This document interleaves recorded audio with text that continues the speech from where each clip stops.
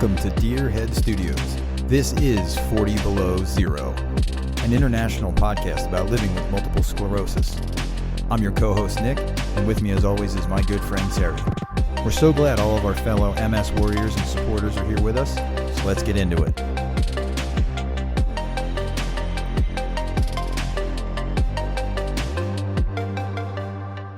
Hello and welcome to the show. Terry, how are you, my friend? I'm good, man. How are you? I'm doing great. Coming to you from the suburbs of Philadelphia. I'm ready to start this podcast. Awesome. So am I, and I'm from Ontario, Canada. Well, since we are at episode 1 of our new venture together, I think that it's only fitting that we start at the beginning. Why don't we tell everyone how we came to find each other, how our MS journeys started? Why don't we start all there? So I'll ask you, when were you diagnosed? I was diagnosed around 2008. I think it was in the end of the summer. I don't have my exact dates. I know a lot of people do, but it wasn't that important to me because I just ignored it. Really? You mean you ignored the diagnosis right away? Yeah, it was like a doctor telling me you have a cold. I'm going to get over it. Huh. So I didn't know much about it, so I didn't really think too much about it. Okay, so you didn't know much about the disease and the diagnosis. Did you, were you in denial? Did you think that it would just blow over? Well, that's the technical term, right? That I was in denial because I ignored it. I still ate whatever I wanted. I thought I would just push through it like I always did with any, cold or virus that I got. And until it forced me to take it serious, you know what I mean? And well, how did it force you to? So, all right, so you get diagnosed. Did you go into the hospital? So when my first attack was my worst attack. I was unhealthy. I didn't care about what I was eating and all that stuff. I never exercised. So my first attack forced me to go to a hospital to get checked up. And my attack progressed within a couple of days where I was basically bedbound. And it was, even then I wasn't in depression. Even then I thought I was going to get over this. This is just an isolated incident. And so then I had to do an MRI, and then, I did it within a couple of days, the MRI, because people thought I had a stroke or a tumor. And then after the MRI, that's when the neurologist said, "Oh, well, you have MS." And I didn't know what MS is because I never knew anyone with MS. I was never educated about these different illnesses. I thought if you're in a wheelchair, it's, you have something wrong with your legs. Something fell on you and you hurt your spine. Wow. And so what was your first symptom? My first symptom was numbness, extreme numbness on the left side of the body. And we're talking about from my waist. And then it spread to my arm, my leg. And then a couple of days, I couldn't even stand up anymore. And wow, it was that fast? Yeah, it was crazy. My first attack. Yeah, it was the worst one. But almost, sorry, I always say that. It's almost because I didn't know what I was going through and I didn't know what the feeling was, that it put me down and I wouldn't get up because I was not comfortable with the feeling of my legs being numb and I couldn't walk properly. But it's funny because 3-4 years later, I had a similar attack when I was in that same situation and I was normalized to that feeling. Oh, so you weren't as scared of it? Maybe I wasn't as scared of it either. Yeah. Wow. And how old were you when all this went down? 27, 28. Wow. That's young. Yeah. I was 33 when I was diagnosed back in 2013. So I'm coming up on my 10-year diagnosis anniversary. Nice. Well, not nice, but yeah. Well, it's when you say that, it's like when I first got diagnosed, I didn't think 10 years in the future. I was only thinking a day in the future or like an hour in the future. The concept of a decade was kind of gone. So I was 33 when I was diagnosed. My first symptom was I went partially blind in my right eye. and The I optic had, neuritis. yes, yep, optic neuritis is a big one. Yeah. I recovered, the vision in my right eye recovered after about 5 or 6 months, but then I had another flare up, Hmm. and then it switched to my left eye. And now I have about 50% vision in my left eye because I never recovered from that one. So when you told whoever was with you or whoever's next to you, oh, my eye is going through this issue, and then all of a sudden it switches to the other eye, is everyone Yeah. taking you serious? Because it is an invisible illness, right? Yeah. Oh, yeah. And people did at that point, but it was hard. It was hard to believe it myself because I'm like, because I thought, okay, well, I had an attack. I thought my denial came from, I was under the belief that I was just going to take this pill or take this medicine and it was going to solve it. Like I was going to take Tylenol for a headache and that would remove the headache. So I was just Hmm. going to take this pill and it was going to take away the MS or at least make it manageable. Yeah, yeah, And yeah. so I think I was in denial in the effectiveness of the medicine.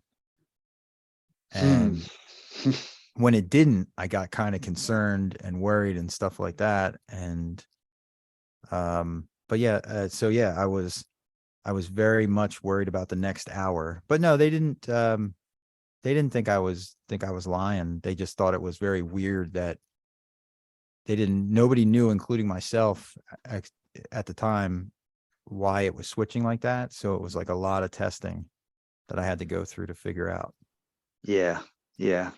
Well, when so I've had optic neuritis, and not as bad, but I've had it where I had to go to optometrist because I didn't know I had optic neuritis. This is after I got diagnosed.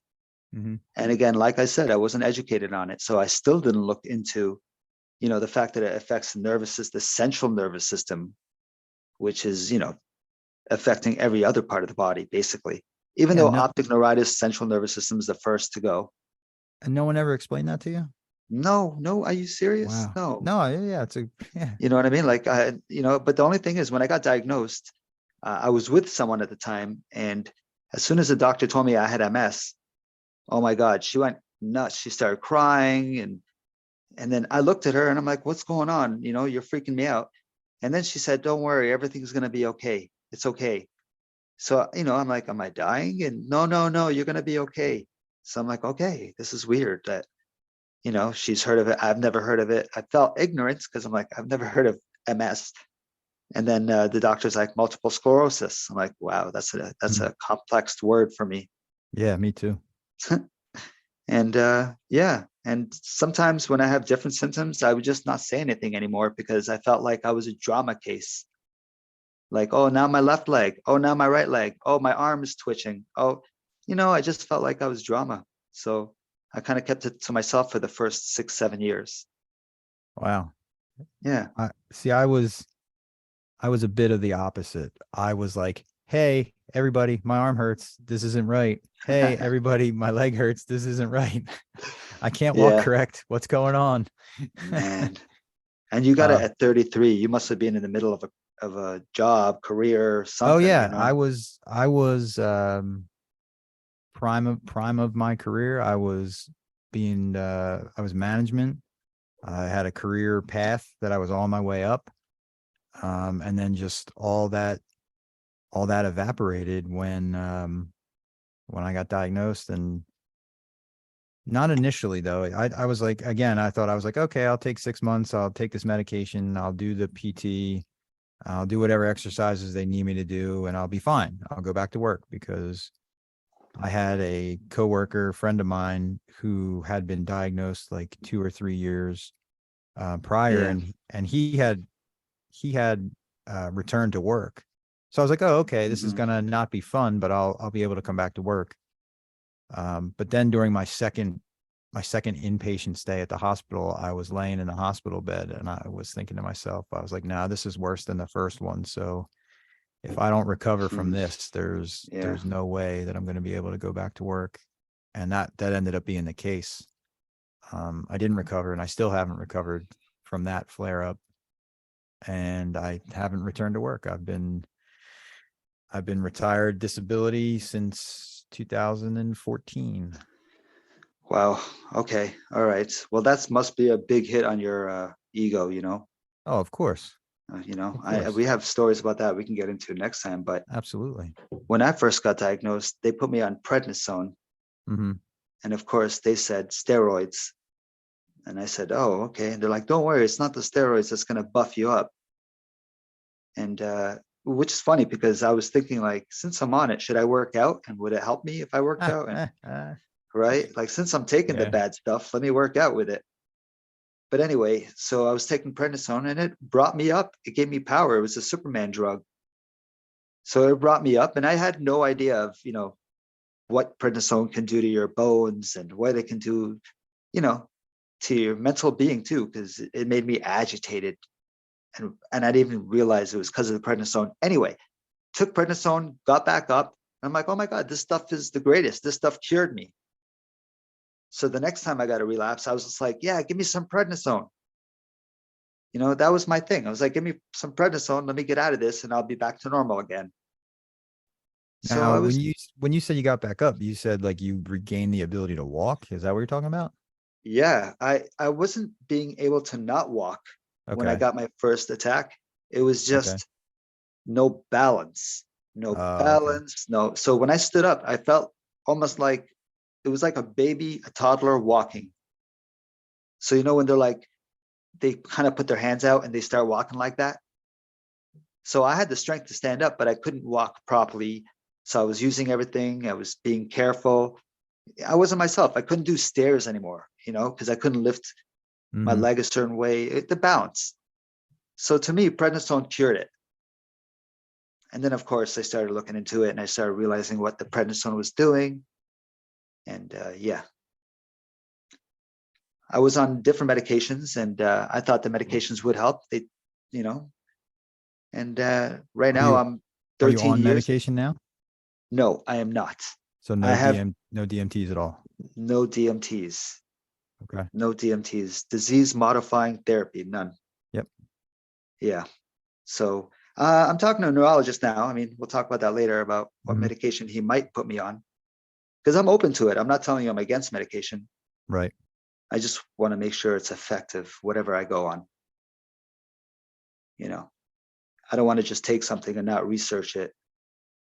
There was a drug called Tisabri. I know, I think you were on it. You once told me that. Mm-hmm. Yep. That scared me because when he talked to me about it, it was when I got diagnosed, which was 2008, 2009. And it was in the beginning. And he told me about this drug and he said, it's not out that long. It's been out only for 2 years. And they didn't have that JV, man, help me out here. JVC, It's the JC JC, virus test. Yeah. JC, Jesus Christ. Okay.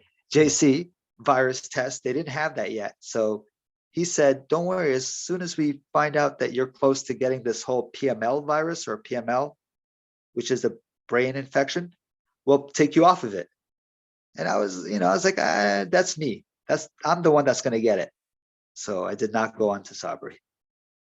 No, I know, and there's a lot of Mhm. scary medicines out there. They're not scary medicines, but there's scary side effects to the medication that's out there, and we'll get into a whole show on that. For sure. So currently in a wheelchair, Currently in a wheelchair, full time, all the time. full time, all the time. Yes, I can stand up. My standing up is like 20 seconds, and then I have to sit down, or my knees will buckle and I'll fall down. Um, my Instagram video, I do a video about, let's see how long I can stand up for. And then you watch me, you know, have problems keeping up. And then it looks like I'm surfing at one point because my arms out and I'm like trying to keep my balance. But yeah, currently in a wheelchair. And that's a story and a half, because I almost feel guilty that I've caused me to be in a wheelchair from giving up. What do you mean by that? What do you mean you caused it? I don't think Because you had anything to do with the path that this thing's taken. yeah, no, I know. I understand what you're saying. It's just you always hear people say if you don't use it, you lose it, right? Yeah, And but you it's know what? funny. I don't think that applies to us. I think Yeah, whether you use it or not, it's gonna go when it goes. So I don't think you're So being very kind to yourself. what about if you kept hearing people say, I never want to end up in a wheelchair? Then that's why I keep walking. I keep pushing through it because I never want to give up. So when you hear that from other people, you're like, did I give up? Because I could walk before I started sitting in the wheelchair, but it was torment. It was Yeah. torment. Well, like when we have talked about in the past, you don't get bonus points for struggling. The point is not to struggle. The point is to, live your best life with what you have to deal with. And, I use a wheelchair. Actually, I use several levels of mobility aids. I have canes that I use. I have canes that I use every day. I have double crutches that I use when I'm going off, like out in the field or something, going to a park or something like that. I'll use double crutches for more stability. And I have a wheelchair that I use for when I'm going on longer trips, when I know there's going to be more walking involved, Yeah. and just when my legs are tired, because they're all tools to help you get through the day. And I don't know, I never looked at it as giving up. I think you can still fight in a Hmm. wheelchair, you know that. Yeah. Uh, Yeah. I hope but so. Yeah. I've never once looked at anyone and said, well, that guy gave up. He just sat down and said, forget it. I don't feel like using my legs anymore. So yeah, yeah. It's just, it just sticks in your mind what Sure. people say over and over again. But yeah, no, I never gave up. Really, I never did. But I'm thinking people look at me and say, oh, he must have given up. You know why I say that? Because people, the first thing they ask me is, so can you walk? Yeah, I'm And it's like, sure. oh, man, and that's why I ask you, since you use it part-time, you Right. get up to walk. I mean, say you're transferring to the car or whatever. Yeah, I certainly see people giving me these odd looks when I'm going from the passenger seat of my van to the back, and then I sit down, or I wheel myself up to the van and then I get in. But after so long, you just, at least I don't tend to put much weight onto them, onto those things, because I found that it doesn't do me any good to beat myself up based on what somebody else might think of me. Yeah. I'd rather talk to people like you and all these other great MS warriors and supporters that I've run Mhm. into over the last almost decade now, who, they're positive in the things that they say, and they understand what it is to look normal. See, that's the one I get all the time. I get, Mhm. but you look so good. But You're you too look, young to get it. yeah, you know, Yeah. you must be doing really well. Well, not really. Yeah. It's like the one day you use a cane and then the next day you don't use a cane. We've all been through this. Oh, you're doing better today. Yep. Oh, I've actually been called a liar and a faker, because someone will meet me without any mobility devices, and then the yeah. next time they see me, I'm in a wheelchair, and then the next time they see me, I'm standing up walking around again. So I they hear you, think, man. oh, you must be faking it. Yeah. I once brought a cane into a store, and sometimes it's such a burden to use a cane because you can't use both hands. You got to hold this cane. Now you're putting it on your arm. You fold it up, you put it to the side. Anyway, so I brought the cane into the store, put it leaning against the table while I'm doing a transaction. As soon as the transaction's done, I just walk right out. And the guy goes, hey, excuse me, you forgot your cane. And the way he said it was like, interesting. You Yeah, forgot your cane. I've And I'm done like, that. ah, I've had to I go don't know. back and get mine. Yeah, man, the walk Like, of shame. And it's like, yep. dude, I have MS, man. It's for real. I don't say that because I'm just like, okay, thanks. And I just take it and walk out. But, the invisible illness, man. And with that, it's, you know, it's hard to prove. That's it. It's hard to prove. So being in a chair, I'm kind of lucky because you and you're standing somewhere or you're using your cane. People look at me like I have the real problem, and you like, oh, he'll be okay. Yeah, you know what? You're exactly right. I get that a lot. They're Mhm. like, "Oh, he'll get better." the other one I get all the time is, what'd you do to your leg? I get that all the time. What'd you do to your leg? What happened? Yeah, They assume it's a sports injury. man, I want someone to ask me, why are you in a chair? People don't ask me that, but I want to, because I always want to start with like, oh, the skydiving story, All right. or, Yeah. you know, Something cool. whatever, come up with some story like, but no one asks me, sometimes I'm the one that just shouts it out for no reason because I see people staring, Mm. and I'll just look at them and I'll be like, I have MS, in case you were wondering. And then they will be like, oh, never asked, never thought. I wasn't thinking. Like, yeah, you were. I saw your eyes. But maybe that's just me being sensitive, and like, why are they staring at me? Yeah. We do get, at least I do. I get like fatigue having to explain it all the time. So that's why I'm hoping that this podcast that we're doing, people can share it, and some other people who have no idea what it's all about really get a sense of what it's like living day in and day out with something that most people will never experience. And, we'll run into people who have it, but you can't see it and what it's like. And I really hope that you and I can normalize the conversation, It's exactly what I want to do. I like es- the especially for Mhm. guys. Dude, the whole normalizing is exactly what I would like to do as well. My whole intention for, helping out the MS Society and all that stuff is for awareness. I just wanted to spread Mhm. awareness. And it's funny because about 12 years ago, I did a little speech for the MS Society at one of the universities here, University of Toronto.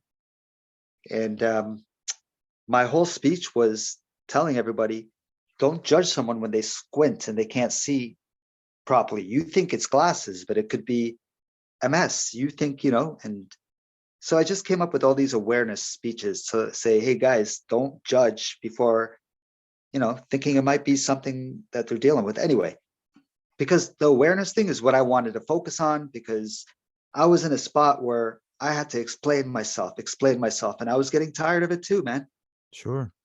You Well, I know? can definitely tell you that when I was when I was searching Instagram for uh, influencers who are using mobility aids, specifically wheelchairs, you came up, and I was like, okay, here's a guy who's living a life in a wheelchair with MS, and I got to meet this guy because he's doing something that I only hope to do, which is just live a normal life with my wheelchair, you know? Yeah. Yeah. I went through a long journey before I got to this, you know, when finally, when I was content to be in a chair. Is that the right Sure. word, man? Yeah. Sometimes Mhm. but yeah, like I went through a journey. Like I was in denial. That's why I moved cities. I used to live in Toronto and I moved away. I moved a couple hours away from Toronto because I wanted to start fresh. Really? I So you really made a complete break with your life and started over. totally, I didn't want to face anybody. I wasn't Wow. comfortable. I was never comfortable. I always worried, like you said earlier, like you don't worry about what other people think. Right. Dude, I'm 42. And this is the last 2 years I've been practicing it finally. And I always tell people, when you give yourself self-love, what is it? Self-compassion, I Yeah, you're forget right. exactly. But when you Self-care. do that, yes, self-care. Thank you. When you give yourself self-care and you say no to someone, it's like I'm on a roller coaster. I'm like, No. And I don't say sorry. I just say, no, I'm busy, whatever. Right. And then they say, okay. But in my head, it's like, oh my God, we're going down, we're going up. Like it's really, it's a weird feeling because, but I know I'm giving myself self-love, and it Sure. feels really good after. And Good. and then when it feels good is when the other person talks to you again and everything is normal. Like, oh, I didn't upset you. Man, first half of my life was really tough. I was never taught, you know, the proper fundamentals of, self-care, not caring about what other people think. But yeah, I'm glad that we have this going on for awareness, because just like you said, I want to normalize this. I want to normalize that I'm sorry to say, but people have bladder accidents and they don't even have MS and they have bladder accidents, you know? Yeah, there's a whole host of things that we can get Mhm. into now that we've finally worked out all the logistics of this podcast and this show. Because, a lot of people don't understand that it's not easy to do. We're not sitting in the same studio. We're thousands of miles apart, and we both have the same message and the same goal. So we figured we'd bring it all together. So, And I love the name 40 Below Zero. It's a really good name. I hope people understand what it means. Remember, I don't know if anyone's aware of this, but it is 40 below zero Fahrenheit and Celsius, which I never knew about. So that's really interesting. So we have the same illness wherever we are, right? He's in half across the world. I'm in this part of the world. I even know people in Scotland. We go through the exact same thing. So it feels good to know that there's other people that, so feel tell what them. you feel. Yeah, So let everybody know where they can find us. definitely. So we have a website, 40belowzero.com. On the website, you can see where our email address is, which is info@40belowzero.com. We also have an Instagram page and a Twitter page. So feel free to go on there and say hi to us, please. All right, very cool. I think that's a fantastic first step we're taking, and I can't wait till the next episode drops. Terry? Awesome. Yeah, definitely. What are we going to be talking about next time? I don't know. I guess you'll have to find us on the socials. Awesome. Sounds good, man. All right, buddy. I'll talk soon. All right, we'll talk soon. Take care.